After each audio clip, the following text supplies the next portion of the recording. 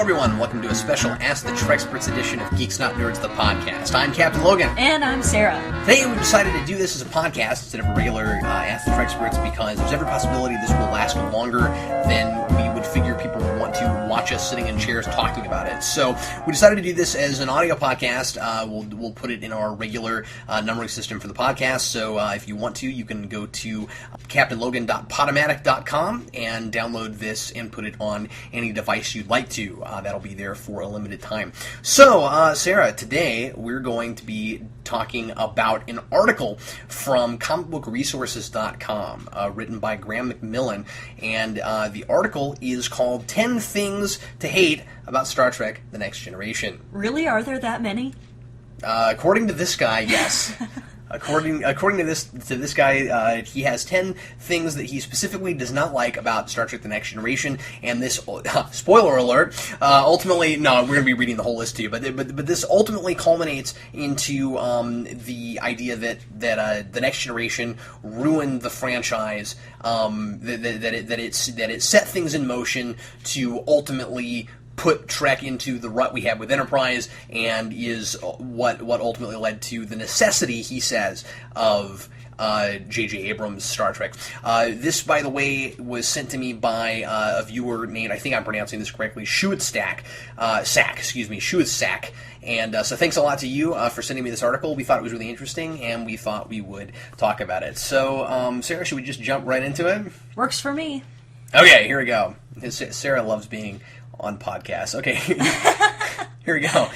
His first point, and again, I'm just going to read these point by point and give you all of his backup also, so that we aren't talking about something that you haven't read. And I'll put the link to this article if you'd like to follow along in the description. Okay, here we go. Number one, the show is clearly a product of its time. Let me also say that I'm reading right now. This is not my opinion, I'm reading. He says, you have to give TNG this. It's dated so much worse than the original Trek. I don't mean culturally, although the design of the original has at least had time to become retro cool by now. But the visuals being shot on video and with special effects that range from pretty cool to really kind of terrible, the show now looks more like something far cheaper and lower quality than the average sci-fi Saturday night movie. And it's hard to get that out of your head while you're watching. Well, I'm not really the person to ask on the visuals of a show, because I like shows for the stories and characters and stuff like that, but I didn't think that special effects on TNG were that bad. No, I'm surprised by that. I can't recall really ever hearing anybody say I can't watch TNG because the effects are hokey. Yeah, I mean, you get that a lot more often with TLS. Yeah, there are some here and there that were just like, really? You decided that was how it should look? But for the most part, I mean, I think more of a choice thing, not so much of that doesn't look realistic. Or we could call to a couple. There's the one in Emergence. I was just thinking that's the one I was thinking of. Yeah, but like the silly like Rubik's Cube looking thing, yeah, in the middle of the holodeck that obviously doesn't even it's computer effect that obviously doesn't even kind of mesh with the real footage at all. So, but I mean, there are other things that look great. I mean, I actually kind of like the Crystalline Entity. Oh, I think the Crystalline Entity looks fantastic. Yeah, and that was early. Again, I mean, we could probably make it look a little bit better now, but I'm just saying that. Yeah, I mean, that was yeah, exactly. The point came across. It was scary looking, and it worked for the show. Now, are you telling me that you've never seen anything where the effects took you out of what you were watching? I'd have to think really, really hard, but right off, I'm just going to say no. That doesn't usually bug your suspension of disbelief. It doesn't bug me at all. I would say that I somewhat understand this point, although I don't share it. It's not like I can see why somebody might have that problem if they were to watch it now, having not grown up with it. Mm-hmm. But I mean, I think this guy was watching it when it was on, and I'm kind of surprised that he thought of that. Yeah. Yeah, I don't know. I mean, you have to take everything for its time. And it wasn't horrible for its time. No. I mean... No, just have some historical perspective. I don't see why that's an issue. Yeah. But, for me, I watch old Doctor Who, and I'm just fine with everything. So I watch 40s stuff, and it's... I also want to say at this point, while I'm thinking about it, we should have said this earlier, that we're not necessarily here to debunk this entire article. Yeah. There are some things here or there that I'm going to agree with more than other things, and I think you probably have a couple things too. Sure. That you kind this of isn't agree one with. of them, but yeah. This isn't one of them, but I just wanted to say that we're not doing this podcast to call this guy out. We just thought this was an interesting article, and we wanted to respond to it as big avid Star Trek fans. This guy seems to have watched a lot of stuff and knows some things, but then there are some places where I'm like, I think that we can argue with him some because of some knowledge that maybe he doesn't have, or he's not thinking of, or he just forgot about, or something like that. So, or maybe you watch the show out of order. I don't know. Yeah, exactly. So I don't know. Just in case, on the off chance that that this guy happens to find this and is listening to us, we're doing this with the utmost respect. Sure. I appreciate other people's opinions. This is not a terrible article. I just don't entirely agree with a lot of it, and thought it would be interesting to talk about it. Yeah. So anyway, let me just throw that out there. I don't want to offend this guy because Speaking of offending people, how about point number 2? Point number 2 is that the show was offensively inoffensive, and he says by the 21st century, interpersonal conflict was a thing of the past in Gene Roddenberry's mind, which makes for some appallingly dull viewing when all of the regular cast is just one big happy family getting along, except for when one or more of them gets possessed by some alien that more likely than not was just looking for understanding all along. TNG is an amazingly therapist-friendly show, refusing to cast blame in almost any direction, which probably would make for a utopian society in which to live, but not one to set a drama in. You know, I can see where he's coming from, but I actually kind of liked the experiment of the characters all getting along, because it is supposed to be a utopian society, and if you have petty infighting every episode, we're not going to buy that. You're not going to buy that there's no crime, there's nobody beating anybody up. You know, I mean, and so all the conflict has to come from outside. And the characters have to deal with those conflicts. So whether it's spatial anomalies or aliens that are obviously not in utopias, not in utopian societies, the conflict comes from outside, and a lot of the time it does work, I think. I'd say that a show like DS9, where they're not going for that at all, is also interesting, and I can see both sides in the Star Trek universe as far as experimenting with the concept of a utopia. I totally understand this point, although I think that one of the things he says to back it up isn't quite working. His point about aliens invading people's bodies too often. That happened a lot early on, but it didn't happen as much later, so I don't know. I'm not sure how valid of a point that is. Having said that, yes, you always have more dramatic conflict when people are butting heads. Yes, that's true. That always makes for better narrative. I would make the case, and I think this is partly what he's getting at, that if Roddenberry had gone more with what TOS seemed to be doing into TNG, we could have had more of that, and it would have been better. You see what I'm saying? Like if we built TNG a little bit more on, I don't want to say like the cowboy idea, but maybe a little bit. You know what I mean? Where like Kirk, Spock, and McCoy didn't always get along. No, that was true. part of what made that show cool. I mean, like they always got over it at the end, but I mean, like who's arguing with each other in TNG? There's not enough of that. And so I completely agree with him with the idea that we would have had more interesting episodes that didn't just have to fall back on some weird sci-fi idea. Because I would make the case that my favorite episodes of TNG are the bizarre ones. That's certainly true. But I also think that it's interesting to see the Kirk era as the more cowboy era, the rough era. And then you come to TNG and it's futuristic and everything's much more sterile. Voyager even comes out and makes that point in flashback. Sure. And just, it seems like they've even progressed the utopia from where it was in Kirk's time. What I like about DS9 is that there are places where it seems like it might fall apart. Yeah.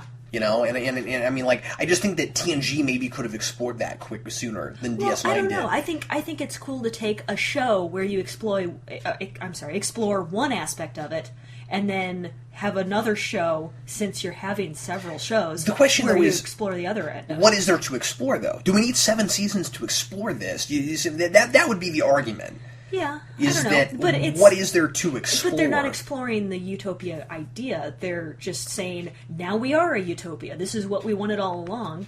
And so let's have stories based on the fact that it's assumed that this is a utopia. And I can see why a person would say, that's super boring. And again, I'm not saying that it necessarily is. I think that they got over that sometimes, but a lot of times it wasn't because of interesting character conflicts like it ought to have been. Where I just don't think they went far enough with stuff. There's a point that a lot of people make about TNG, especially people who don't like it, that I was surprised not to see on this list, which fits in with this a lot, which is Picard says in the opening monologue to seek out new life and new civilizations, and they're always going to places they've been before. Yeah. That's a problem. It is. And I think that goes right in line with this. Yeah. The third thing he says is, this here is an allegory. The original Trek had its fair share of clunky allegories, don't get me wrong, but at times it felt as if that's all TNG was. Every single week it seemed the show would tackle a real-world subject with the attitude of, but it's happening to aliens. And the crew of the Starship Enterprise would come along, frown, and tell them off like their parents, and everything would be over within an hour, which would have been more tolerable if the real-world problems were more daring than bigotry is wrong over and over again. See, that one I don't think is fair. TNG... That's kind of a pot shot? Yeah, and I think it mostly just covers the episodes in the first couple seasons. Again, you'll recall, I've said this every time we've talked about where should new people start. Start with 3. Yeah, or 4. Yeah. But, yeah, the first 2 seasons are horrible, with exceptions. With some exceptions. But compared to what came later, the 7 excluded. Compared with what came before. Yeah, but the first 2 seasons did not gel at all. And it took TNG a while to get going. And so you had some major allegories. You had some major plot stealing from the original series where you just took the plot and made it worse. Mm-hmm. And, it wasn't until later where you got the better ideas and the characters were actually a little bit more fleshed out. And you had some better stories. Going back and watching those first 2 seasons, it's hard to imagine how that show got renewed. Oh, I know. It's hard to watch it. Maybe it was just different enough from what was on at the time, and yet people were still nostalgic for the old original Star Trek that they kept wanting more of it. But so yeah, you're absolutely right. Although, I mean, it's easy for us to say, well, they didn't get possessed all that often. yeah, stuff like that. Like we said earlier, and well, it's just happening to aliens. It's not, you know what I mean? Like the whole, well, there's a recycled overused plot that they've used enough times it feels like it's every single episode. Mm-hmm. And to his credit, he kind of said, I realize that it's not happening every episode, but it feels like it. Mm-hmm. That's a fair thing to say. Sure. If it feels like, even if it's not happening every time, when it pops up, I feel like that's all I've ever seen from this show. Yeah, and I'd say overall it happens more than it should. Yeah, absolutely. But I think we could totally throw out counterexamples of when they make a big statement about society, or about something that's going on now, but they're not just using aliens, or it's not just an allegory. Yeah. And the obvious one is Drumhead. Sure. Because Drumhead is not an allegory of the Salem witch trials, it's history repeating itself. These are humans we're dealing with. This is a human admiral who comes onto the ship and brings back basically the Salem witch trials. It's not an allegory to that, because they call back to it and it's happening again. That made it more worthwhile. Yeah. Made it a better episode. And also TNG had plenty of just those weird kooky science fiction type stories, like we were talking about earlier. like Timescape, or where the time freezes on the Romulan ship firing on the Enterprise, and you have to figure out what happens. Or the next phase where Ro and Geordi are out of phase for a whole episode. And Timescapes, where they finally deal with the whole thing about the anomaly running the Romulan ships. Sure. Or how they power it with a singularity. With a singularity, yeah. Yeah. But yeah, I mean, those things aren't an allegory or making a big point about anything. They're just neat, fun, out there sci-fi shows. Yeah. Which I think, again, TNG was always at its best when it was doing that. Yes. Parallels, phantasms. I'm even just for the heck of it going to throw Where Silence Has Lisa in there, but no one else is going to agree with me. I don't know. I like that one because it's silly.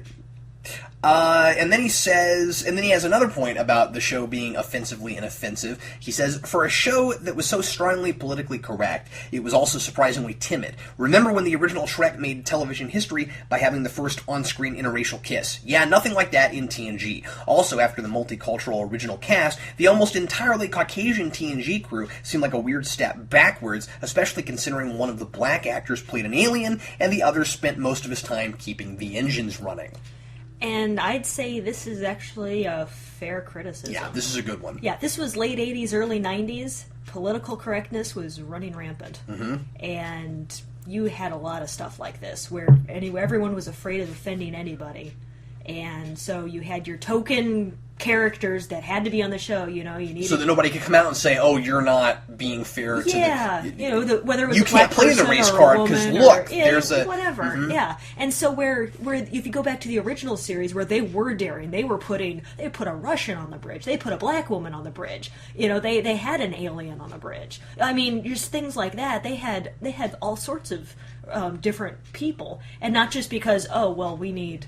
this particular stereotype. And they would have black guest stars and not call attention to the fact they were black. Exactly. They would just go, here's a guy. Yeah. And they wouldn't treat him any differently than if he had been a white, cast as a white guy. Yeah. They just said, here's the future, and it's such a utopia that, look, we have people from all different areas of the world on this TOS show. was also a lot more subtle about it being a utopia. But they didn't have to come out and say, look, it's a utopia all the time. Whereas, they did sometimes, but they didn't do it all the time. Next Generation sort of pounded you over the head sometimes. Oh, yeah. Especially first couple seasons. Yeah, this is our philosophy, and we're obviously right. This is a utopia, therefore nobody has headaches, ever.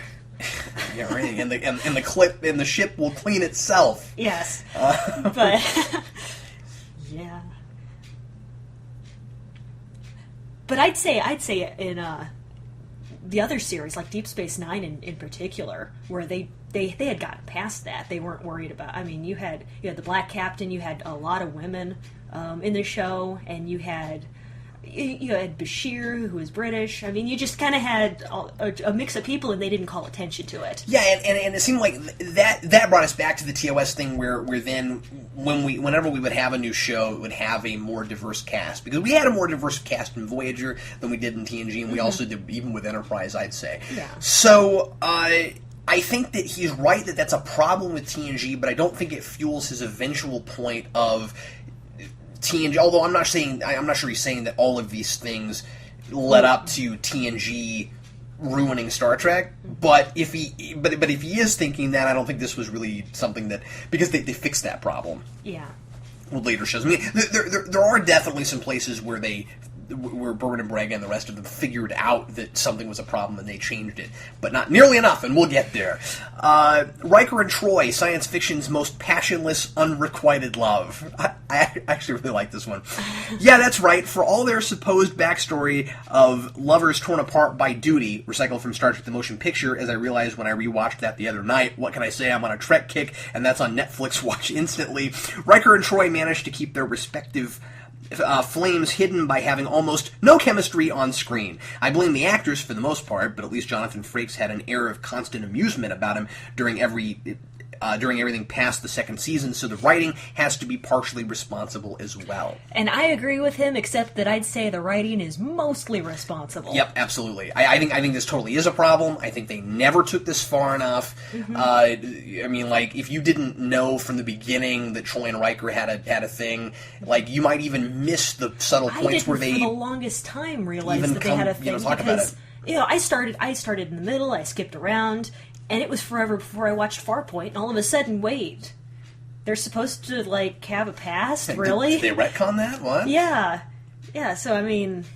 But I don't agree that Sirtis and Frakes had no chemistry on screen. I thought they actually did have quite a bit of chemistry. I think so, too. That's the reason I wanted to see them do more with it. You could tell they were really good friends. Oh, yeah. And they just worked every time they were on screen together, but not in a romantic sense, because there was nothing in the script for them to be romantic about. Sure, absolutely. I don't think we ever got a point where we could really see that, with the exception of Second Chances, actually. Yeah, there was just no tension, but Second Chances, you could see that when it's in the script, they have chemistry. They can play it, yeah, because I mean, when he was doing... And it wasn't just because he was playing a different character. Yeah. Because Thomas Riker was Will Riker, 10 years earlier, or however long it was. Yeah. And so, you were seeing more or less what they would have been like well before TNG. And yeah, it worked. All we needed was more of that. I think, and I can't believe I'm gonna say this because I'm suddenly pulling for a love triangle.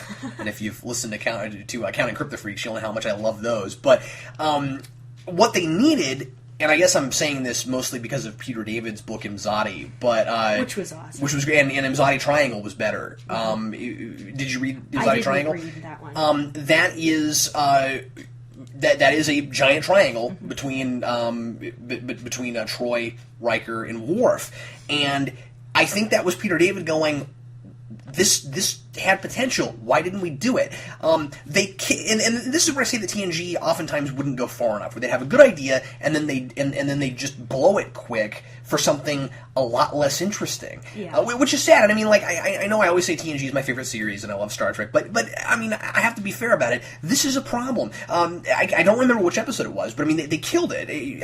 Worf decided he wanted to date Troi, and they were getting along, and so he went to Riker and he was all worried about what Riker was going to think. And Riker was like, no, it's okay, you have my blessing. And then, boom, that was it. Like, nothing. I was like, you killed a really good chance for some decent tension between these characters.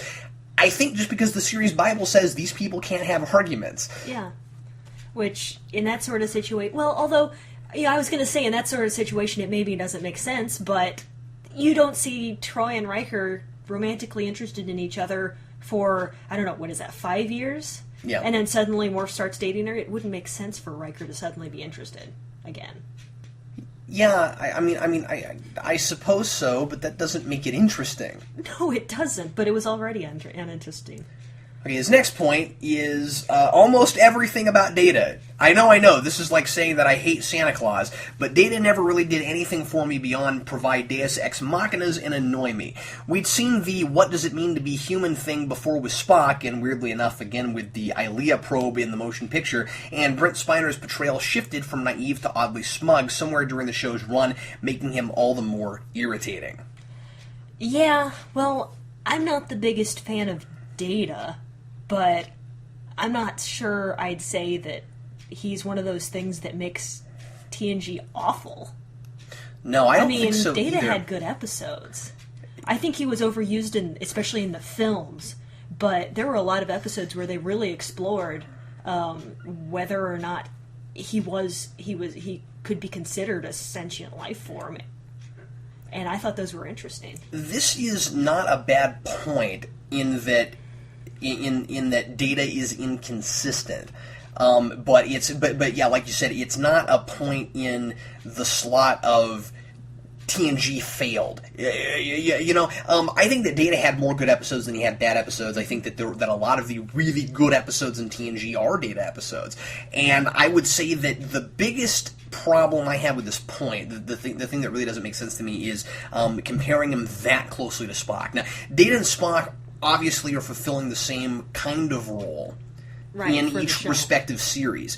But the difference is that, yes, we're exploring Spock's humanity, but the question is not, is Spock human? We know he's half human. Mm-hmm. You see what I'm saying? The question here is somewhat different. It's, can you consider an artificial life form to be a sentient being if he doesn't have emotions? That's the question. Is how do we define sentience?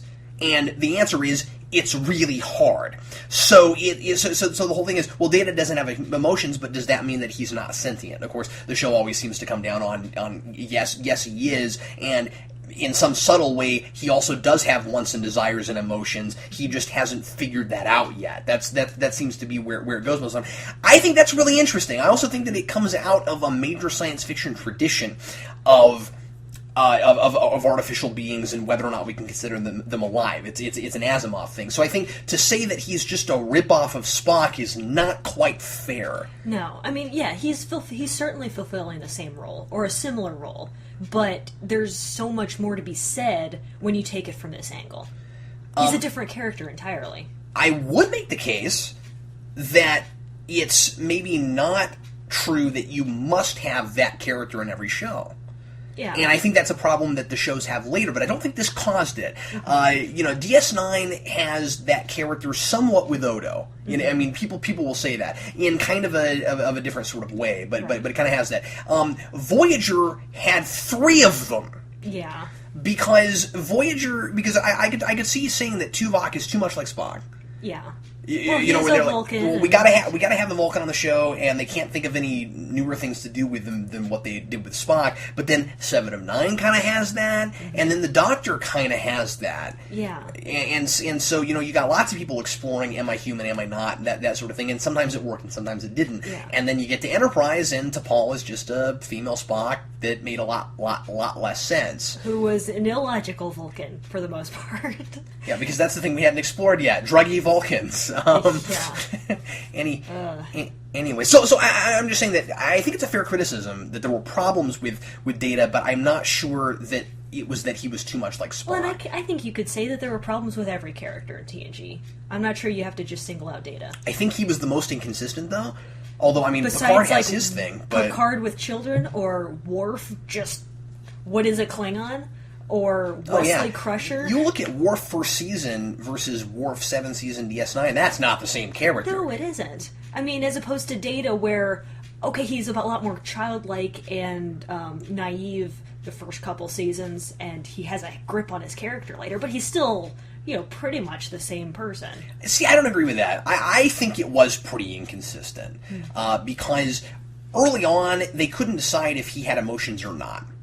That was the problem, is that he did a lot of things that were pretty kind of emotional, which is interesting because they sort of had that with Spock also, but for a minute, you know what I'm saying? I mean, you look at Spock in the Cage, and they hadn't really figured that out either. Oh, true, but that was just the first pilot. Right, well, but I mean, they still had a little bit of that going on in a couple episodes at the beginning, but anyway, regardless of that, that's neither here nor there, but I'm just saying that Data was totally a different character at the beginning. I really think that. And he's blaming Spider for that. I still say that they didn't have enough backstory at the beginning for any of these characters. Yeah. These people came into this blind. They didn't know who these people were. They were doing their best with the material they had. You compare that to DS9, where they clearly had backstories written out for all these people, at least to a point. I mean, there were things they changed later. They added stuff. Especially with Bashir. Oh, yeah, sure. And stuff like that. But I mean, they had Cisco down. Pretty much, I'd say. Yeah, and I think they had a lot of ideas about Odo and things like that. So,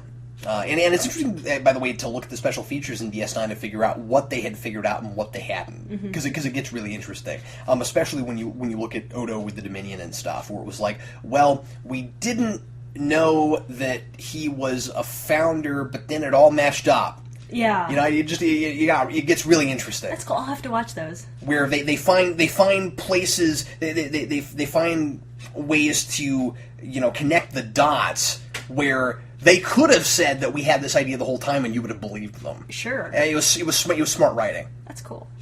Anyway, while I'm at it, the rest of the crew too, he says. Okay, perhaps Patrick Stewart can be saved from the deluge of, well, they weren't the greatest actors in the world scorn, but there really was a level of acting ability from the regular cast that seemed to favor broad soap opera scale relations to anything subtle, charming, or believable wherever possible. I'm looking at you in particular, Michael Dorn, Klingon or not, there was far too much bellowing happening there. And I'd say that's the script for Michael Dorn. Because he was just standing in a corner, and they said, be mean and aggressive and act like a Klingon. I also think that he's got a point, though, about the fact that show was cast with actors that didn't have a lot of experience. Oh, yeah, especially Beverly Crusher. Like, she was not all that great. How about Yar? Yeah. I mean, Denise Crosby says at the beginning of Trekkies that she went in for that audition and had very little experience at all. Yeah. And I mean, like, that's who they were casting for that show.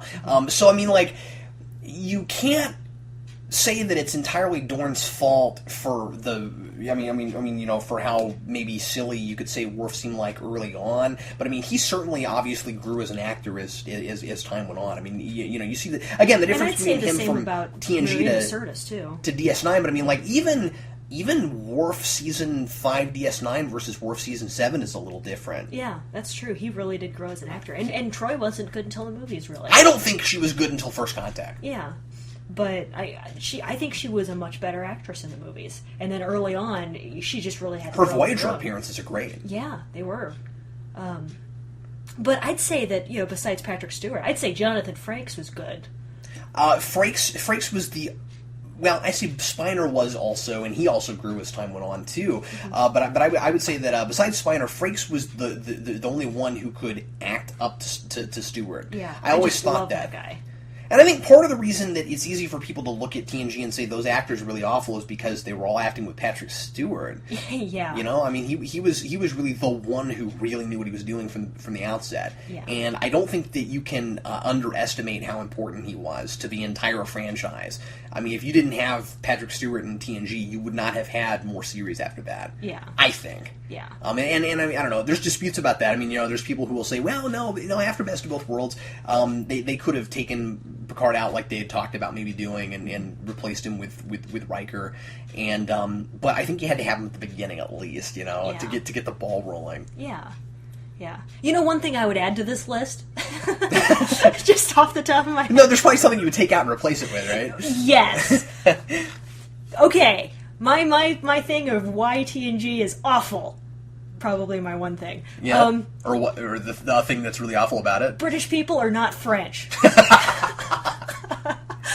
Yeah, and it gets funnier when we have actual French people in Star Trek too. Yeah, but that's my thing. Yeah. Well, yeah. I don't know why they had to have him French. Fair enough. Okay, his next point is the Borg. From exciting two-time problems, their first appearance and the Best of Both Worlds two-parter, to completely and utterly overused characters that ended up becoming boring as a result, the Borg may be a masterclass in how to not use villains in a continuing narrative. I'll admit that Voyager may hold even more of the blame for this than TNG, but still, this is where it all got started, and let's face it, Voyager already has a terrible reputation, somewhat deservedly. Well, I'd say that Voyager has all the blame for overusing the Borg. Yeah, for overusing them. And then, of course, we've talked about this before, but then you could blame First Contact for changing them in ways that people didn't necessarily want them changed. Yeah. And, of course, you can always argue, do you like the Borg Queen, do you not like the Borg Queen? But you have to agree that they at least turned into something different than they started as. Sure. And I'd say, okay, so the Borg have only 4 appearances in Next Gen. 4. That's it. It's Q-Who, it's Best of Both Worlds, it's iBorg, and it's Descent. And the only one of those that's bad is Descent. That's it. That's it. And that's because Lore took over the Borg. And it's really bad. But it didn't ruin the Borg. I mean, I'm not sure this guy even remembers Descent. Yeah. Or, I mean, he doesn't he doesn't mention it. It just seems like, if you wanted to really drive that point home, you'd be like, remember Descent? Yeah. But, I mean, I haven't seen Descent in a while because it's that bad. But, wasn't that just a small portion of the Borg? It was just a couple Borg, right? It wasn't the whole collective. It was just Hugh and some friends that got taken over by Lore. Although they never say that anywhere, but, I mean, it doesn't make sense that it would be the entire collective. Yeah, well, no, especially according to Voyager. But... Although I would make the case that the whole... And this was before Descent, but the whole idea that you take Hugh and you put him back to the collective... Uh-huh. And he's going to mess up their infrastructure because he's going to send his individuality throughout the whole collective. That was always bogus to me, because when you assimilate a singular consciousness, aren't you also assimilating, right? Are you also assimilating the idea of individuality? I mean, I don't understand what the difference is. Yeah. Someone explain this to me. I don't know. And it would seem that the Borg would, notice it right away. Yeah, just crush it. Yeah, I don't know. But anyway, that's neither here nor there. I just think I kind of feel like this is kind of unfair, because you could say TNG started this because they invented the Borg, but I mean it was First Contact that really changed them. But I mean, Descent didn't change the Borg.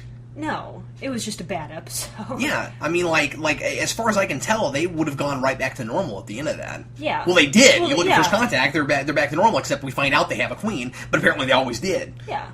But, like I said, the whole thing with Descent is it seems to be this small group of Borg, so once that's over with, get Lore out of the picture, and the rest of the Borg is untouched. I think this is another one of those things where he's remembering it as being more than it was. Yeah. You know, where I mean, he remembers there being more episodes where people got possessed, and he remembers there being a bunch of Borg episodes, maybe. And because I've heard this from other folks before too, where they're like, yeah, they really used the Borg way too much in Next Generation. I'm like, see, I think if Voyager had never done the Borg, you wouldn't even be thinking about them like that. I agree. Can we also really briefly, because we talked about this a little bit before the show, really briefly, can we also talk a little bit about what you said about what they should have done with the Borg in Voyager? They go into Borg space, and they kind of just conveniently do these token Borg episodes. But you said what they ought to have done was just have a 3-year arc about the Borg, because they're in the Delta Quadrant. We knew they came from the Delta Quadrant. The one thing I don't like about Voyager is that they're moving through space, but yet they're not moving through space. It just seems like they meet up with random people in random episodes, and... But I mean, there should have been more of a progression. We're going from place to place. Yeah, and so when you run into the Borg, make sure you know, okay, well, we're going to be in Borg space for like 1 season, or half a season, or 3 seasons, or whatever, and then have a story through that. Exactly. Where, okay, well, we're scared. Okay, now we're developing techniques to evade the Borg. Oh, now we have a major run-in with them. Oh, now our ship's damaged. Now we fix it. I mean, just something like that. You even have little one-shot stories, too. I mean, they did that during the Dominion War. They did that with the Xindi arc. I mean, I just think that there should have been a Borg arc. Yeah. And then I don't think that Voyager would have gotten such a reputation for... Ironically, I think Voyager would have gotten less a reputation for being the Borg show had it been an arc and not random episodes inserted in different places, because it got to the point where it's like, oh, the Borg again. Whereas nobody in Enterprise ever said, oh, the Xindi again. They might just say, well, we don't like Season 3. Yeah, exactly. Yeah, it would have been a lot less obvious. His second to last point, he titles Those Uniforms, and says, oh, come on, like you don't agree with me on this one at least, especially in the first couple seasons where they were all wearing those all-in-one things. I don't understand this point. Yeah. This is not a problem to me. Yeah, I didn't mind the uniforms, and why would that ruin the show experience for you? Yeah, I mean, like, okay, let's go to uniforms that we really hate. Motion picture. Yeah, that's the one that most people point to. That's not why that movie doesn't work. No. Why the movie doesn't work is the first 7 hours. I actually like the last hour and a half, but the first 7 hours are horrible. That's the thing. Quit stealing my jokes. I think I came up with that. No, that was my no. I said that for years. You just you've just lived with me long enough that you steal my jokes, patent them as your own. Hey, you didn't patent them first. I am erasing that registered trademark. Anyway, but yeah, it's the icing on the cake for bad. You know, if it's already bad, it's easy to go, yeah, and those uniforms. You know what I mean? And yeah, they were bland and they were... It looks like they're wearing oatmeal. No, it does look like they're wearing oatmeal, but at least if the story had been better, nobody would have cared. It just, thank goodness that didn't go to series with that same uniform design. Yeah. Whereas TNG, I think that they did eventually have better looking uniforms. I mean, like, he's right. The first few seasons, I don't really like those uniforms, but the stripes on the but it doesn't kill the show for me. No. I just think that Picard should have worn his awesome beam down to planets vest. Oh yeah, that jacket. That jacket was awesome. Oh, that's cool. I want that. Yeah. It looked like the shoulders were bulletproof. Like that was such a cool jacket. The first time he wore that was Darmok? Darmok. Yeah. That was really cool. Okay, here is his big, giant last point, and we'll have to spend a couple minutes on this. He says, and bear with me because there's a lot here. He says, it ruined the franchise all the way until J.J. Abrams saved it. Hold on, dramatic pause. Okay. He says, the Next Generation, through its success and the fact that it became the benchmark for what Trek should be all the way through to the cancellation of Enterprise, changed what had been a series about exploration and adventure and more than a little goofiness into something more sober, serious, and, well, less fun, really. It took a lot of the imperfections of humanity out of the ideas behind the show and replaced it with, well, I'm not sure that it really managed to replace it with anything lasting, given the way that each successive series tried a new gimmick to fill the gap. You can watch an original Trek, and yes, it's nowhere near perfect, but there's a sense of excitement and discovery and lack of embarrassment that's compelling to watch. But The Next Generation has this ashamed quality to it, as if just doing science fiction at all is a little too lowbrow for its own taste, so it'd rather do something more cerebral and meaningful instead. It took Abrams' 2009 revival, which many claim was closer to Star Wars to Star Trek, which may point to something in and of itself, to bring some of that stupid gut reaction back to the franchise, and he left it so much better than it was when he found it. it. The Next Generation was a show that we loved at the time, perhaps, because it's what we had. It was new, and it was on every week. But now that we can look back and see it in more of a historical context, surely I'm not alone in thinking it was kind of terrible more often than not. And that's how he closes out his article. Wow. So there's a few things for us to explore here. Yeah. What do you want to tackle first? Sarah obviously agrees with everything in this particular point. Oh, yeah. I don't know where to start. Now, let me be fair. I get where he gets to in some of this stuff. I don't happen to agree with a lot of it. But let's just kind of start at the beginning of this. The idea that TOS is more fun than TNG, fair. I agree with it. At least in the beginning, and again, I like TNG more than I like TOS. I always have. Mm-hmm. Part of it is with what you grew up with. Part of it's that nostalgia factor, which we'll get to because that's important. Yeah. Nostalgia is important for this. Yeah. For this TOS point. had the bright colors. It had it was just kind of a fun atmosphere. Next Gen took itself a bit more seriously. And sometimes she's right to a fault. Yeah. It's just that. The really fun episodes of TNG I like more than TOS. Also, it had more of a chance to have more hits because there were more episodes. You know what I'm saying? I mean, there were 178 versus TOS's 79. Yeah. And there's I've mentioned this before, but maybe not on the show, so I'll bring this up. There's a joke in the Star Trek episode of Futurama, the one that's devoted entirely to Star Trek, where they bring in almost the entire original cast. And Fry says, the original 79 episodes, 30 good ones. He's not totally wrong about that. I think TNG kind of has that too. It's just that the good ones are really good, are memorable or long lasting. And I feel like that it's that way with TNG also. Yeah, he doesn't. That's fair. I would disagree. say that Voyager and then even more so Enterprise go just downhill a bit, where they're even less fun and they have fewer good episodes, and then in Enterprise it just gets kind of blah. Well, and we can touch on that a little bit. There's certainly reasons for that. I mean, you had the same people working on all those shows. Yeah. And I would make the case, let's go through this really quick. I would make the case that Berman and Braga got really lucky. TNG could have easily been canceled after its second, and especially after its third season. And when they found their footing, and it got as enormously popular as it got, they weren't sure how to keep it going. You look at season 7, and it's got a lot more duds than it has hits. 6 is a little better, but 4 is where it really hit its stride. And 5's got a lot of good episodes too, but after a while it was kind of, we got to keep this show going because it's making money and people like it. But I don't think they ever expected it to last that long. Yeah. You can kind of see that. And then you look at Voyager, which feels very much like TNG season 8 in a lot of ways. Just with a couple different characters. With different casts. It was a different premise, but it didn't matter. Yeah, they were still doing the same sorts of things. The same kind of dog and pony show. Whereas you go over to DS9, which they handed off to a different set of people, and it felt a little more fresh. And that show was fun. It was a different kind of fun than the original series. Entirely different, yeah. It was a war. It turned out to be a war show at the end. And the political intrigue and the politics. That show was different. It's easy to look at TNG and figure out the problems that it had that infected later shows. Mm-hmm. And I'm not going to go through them. It's pretty evident. But all they really had to do was insert more new blood into the different shows. Work with DS9, Voyager, it was just kind of the same people again.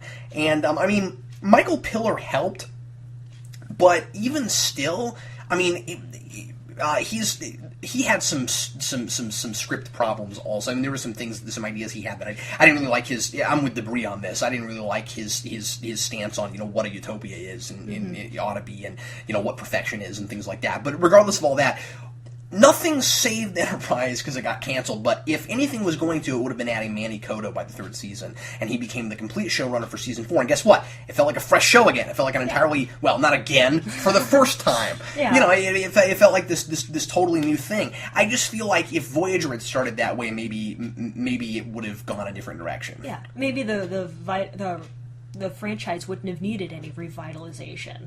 It would have just kept feeling fresh with each subsequent show. So what do you feel about his glowing praise of Abrams. Well, I'd say my biggest problem with what he said was that a lot of people claim it's closer to Star Wars than Star Trek, and maybe that means something. Really? So he's praising the original series for being fun, and then he wants Star Trek to revert to Star Wars. Well, I don't think saying revert is fair. I just want to throw that out there real quick, because there may be people listening who like Star Wars more than Star Trek, and I'm always fair, and I'm always going to say that's fair. So saying revert is not fair, but saying changing the subgenre. Yeah. That's what we're talking about, and you're absolutely right. I thought that we've talked about this, but yes, I thought the new movie was too much more like Star Wars than Star Trek. He's right. It does tell us something. You know what it tells us? It tells us that Star Wars is a more wide-spanning, all-inclusive kind of thing than Star Trek is. Yeah. That has always been Star Wars fans' argument when they don't like Star Trek and they want to make the big deal out of Star Wars versus Star Trek. And guess what? They're right. As a Trekkie, I don't care. Do you see what I'm saying? And again, I don't want to come off as, well, I'm an elitist snob. I don't want people in my exclusive club. Oh no, it's not like that. It's that some things aren't for everyone. You know, some things really are a taste issue. And when I thought it was weird when he said, they were afraid of, making TNG. They were afraid of the fact that it was science fiction, that was too lowbrow for them, so they had to try to turn it into something more cerebral. Science fiction is cerebral. Real, honest-to-God science fiction is more cerebral. Yeah. Now, he may be right about that that's kind of what was going on, but I mean, but real science fiction is cerebral. You know what I'm saying? So I'm just saying that if Star Trek were to its, at its purest core, if it were more like the traditional science fiction novels that inspired it, and the kinds of short stories that inspired it by some of the writers who were writing TOS episodes, it would not be an all-inclusive thing because science fiction was never for everyone. No, certainly not. I'd say more people appreciate it now than they have in the past. Yeah, absolutely. But it's still not for everybody. If you have a good hardcore science fiction, not science fantasy film that gets put out there, not too many people are going to see it. Yeah, at its highest point when you're talking about the big wigs, the Harlan Ellisons and the Asimovs and the Heinleins and guys like that. It's not like it's not like several hundred million people were reading that stuff. Yeah. I mean, there was an audience for it, but it was smaller than the audience would be for something like Star Wars. Yeah. The popularity, certain popularity of science fiction, I think, helped elevate Star Wars from what maybe it would have been. Sure. I mean, like these things all went together, and so it created. I don't want to say that science fantasy didn't exist before Star Wars, but I mean, it created the popularity of Star Wars. You know what I mean? So you could have something like that where now we have science fantasy, which is different from science fiction. Yeah. That sort of thing. Yeah. Well, and the great thing about Star Wars is that you have the science fiction people who can appreciate it, but then you also have people who maybe are more into adventure stories or whatever and action, and they can appreciate it too. And so it does just grab a wider audience. So I think people get confused about some of us who don't want Star Trek to look too much like Star Wars because they don't understand why. They're like, well, your franchise is popular now. What's the problem? And I'm like, well, maybe popularity doesn't trump everything. Yeah. No, I just want another good Star Trek film that is science fiction and isn't trying to be an action film. That's what I want. That isn't trying to primarily be an action film, because Star Trek can be action. Sure. Or can have action in it. At Wrath of Khan, that was primarily, that was revenge plot. Yeah. Like, pure and simple, like the best revenge you could do. But it was also very much science fiction. Backed by a great science fiction story about turning moons into paradises. Yeah. Fantastic. And it had plenty of action. But I'd say... See, Wrath of Khan is always... By the way, I gotta say this real quick. The villain is always credited as what makes Wrath of Khan so good, but I think Genesis is half of it. Yeah. Oh, and I'd say just the relationship and the rapport that Kirk and Khan had.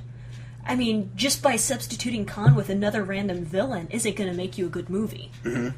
But if you can substitute the idea of, well, just that basic drive and desire, the human emotions, and that were at play in that movie, that's what you need to grasp. And I don't think other subsequent Star Trek films ever really got there again. I don't think so either. Now, what the Abrams movie got right is characterizations.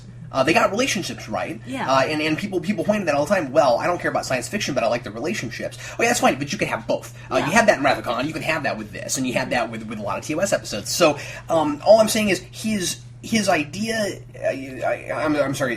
This article, his idea of bringing back that, quote, stupid gut reaction back to the franchise, I'm not sure that's what that movie did is the thing. It was more of a nostalgia thing. It was like, the gut reaction he's talking about that you saw people having in the movie theater was, I recognize that. Yeah. It was he said that line that he always said back in the original series. It was people who had only a passing familiarity with Star Trek who didn't realize just how much it had permeated the culture, going, oh wait, I've heard of that. Yeah. And that's fun and that's clever, and I mean they obviously planted those on purpose. Yeah, very obviously. You know, and again, I'm not saying that that's a problem or that's not a problem. I'm just saying that I think that I don't think he's figured out the actual what made that movie successful, and I think it was much more of a nostalgia thing and much less they were doing what TOS was doing. Yeah, but I think that they weren't. No. But to an extent they were, but not really. Where Abrams, and of course, I mean, Abrams was doing Lost, so of course he understands this part. I mean, the thing about it is he can tell a good story. So, what Abrams was doing that TOS was doing, the thing that he really did get right was he allowed characters to not like each other, and then it actually had a decent optimistic ending. You know what I'm saying? Where you got Kirk and Spock butting heads. At the end, they're able to be friends. Yeah. You know, you at least have that, and I mean, like that. Yeah, it has that over TNG, sure. Yeah, I'll give him that. Yeah, but it's too much in the action sequences and not enough in the concepts, and it's not.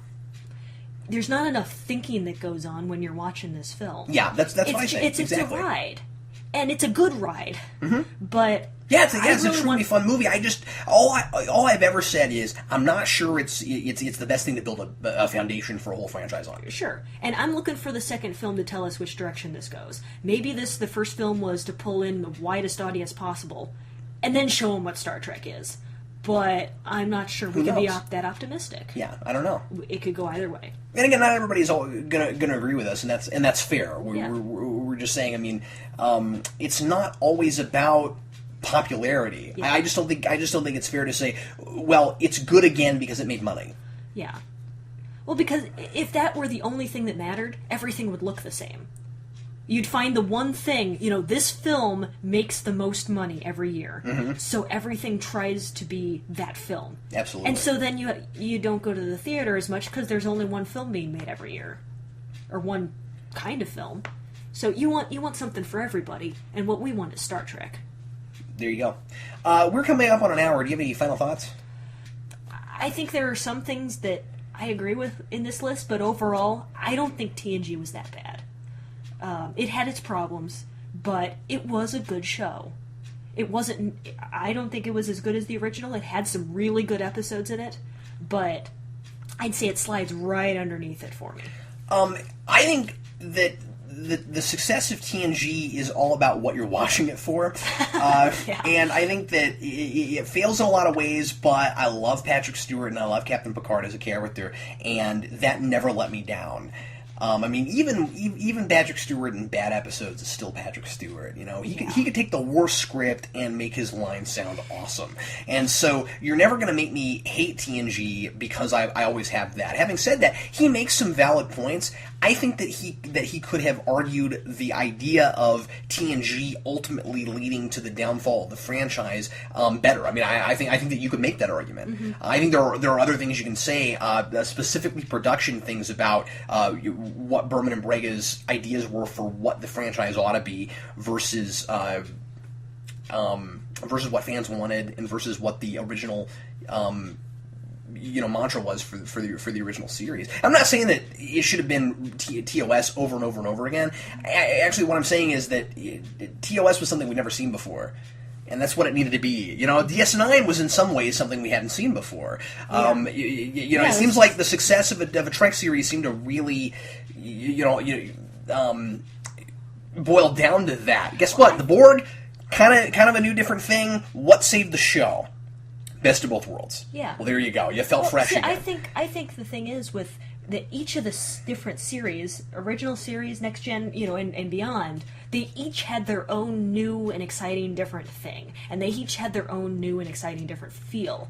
And I think the problem... See, at the core, each premise was a good one. Each premise was good, but some of them, especially Voyager and Enterprise, went about them the wrong way. And usually it was because they were trying to recycle TNG stuff. Yes, exactly. And that's the biggest place where I could say that he could have built the foundation of, TNG...